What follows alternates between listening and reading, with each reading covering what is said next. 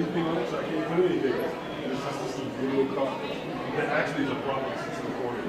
So I'm like, push my props out on the card. Colonial card with, props on it. Celebrates the holidays around the world. Like you think about another holiday celebrated right here. You want to walk right in here, it's all white. You can sit down in here, relax. It's what we call the blue room right over here. Sometimes it's called the sleeper room. Today it's the blue room. Blue is so calming.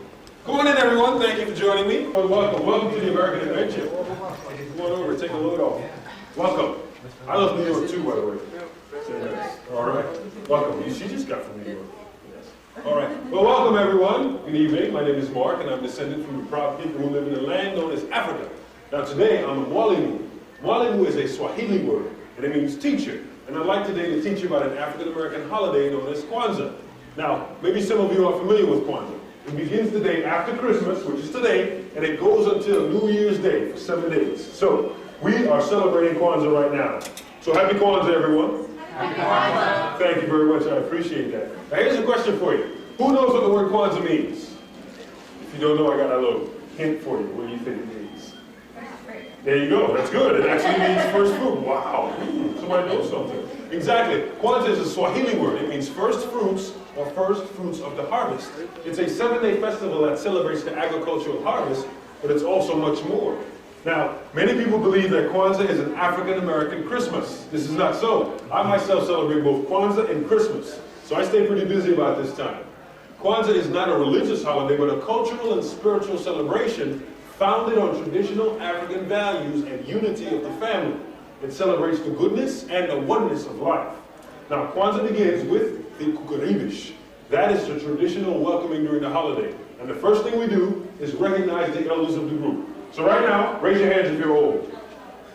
Don't be shy, come on, there you go, welcome. Yes, I will welcome you. You see, because now is the time we celebrate what age and experience teaches us, which we know is a lot, right?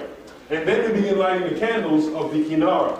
This right here, my friends, is a kinara. It's a wooden candle holder that holds 7 candles for the 7 days and principles of Kwanzaa.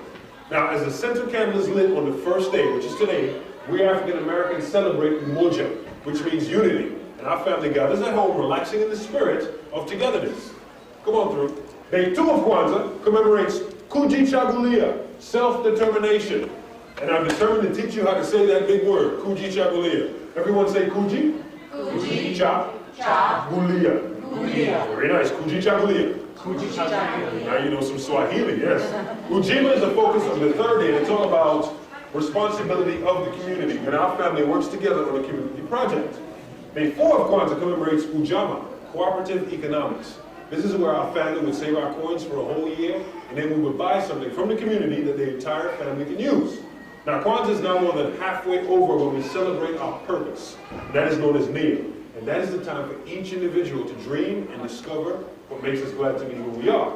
And it's all about creativity on day 6. And we sing and dance commemorating Kuumba. I can't really sing or dance, so I try. But we sing and dance commemorating Kuumba. And on the final day of Kwanzaa, we welcome the New Year, which is New Year's Day, and we celebrate Imani, which means faith. And faith is believing in our heritage, our struggle, and our future. And then comes my favorite part of Kwanzaa. Who likes to eat? Yeah, that's good. I mean, that's everybody, because my grandmother loves to cook. We have a glorious feast, and that is called a karamu. And this is where the entire community comes together to give thanks to the Creator for all the blessings of the year. Now, at our house, my grandmother gets the whole family together, and we each take a sip from what is called a unity cup. And a unity cup symbolizes the bond of family and the practice of togetherness. Now, our unity cup is just a plain old glass from my grandmother's china cabinet. But years of that tradition have made that glass something invaluable. And then all the children are given zawadi. Any kids out there like zawadi? You too? Zawadi?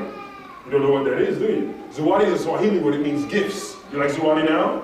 There you go. Very nice. These gifts are symbolic of the labor and love of the parents and the commitments made and kept by all the children. And so, my friends, even if you don't celebrate Kwanzaa, I invite each and every one of you, right here, right now, to celebrate by sharing in a unity cup of your own with the people you love and support, and who support you in turn. And always remember, be good to your elders, because they are who you are. And be good to your children, because you are who they are. And with children, there is no end to us. So have a glorious day here at Epcot's holidays around the world, and have a happy and safe Kwanzaa this year and every year, my friends. Happy Kwanzaa. Thank you very much for listening. I appreciate you guys listening. And happy holidays, too. Thank you for coming.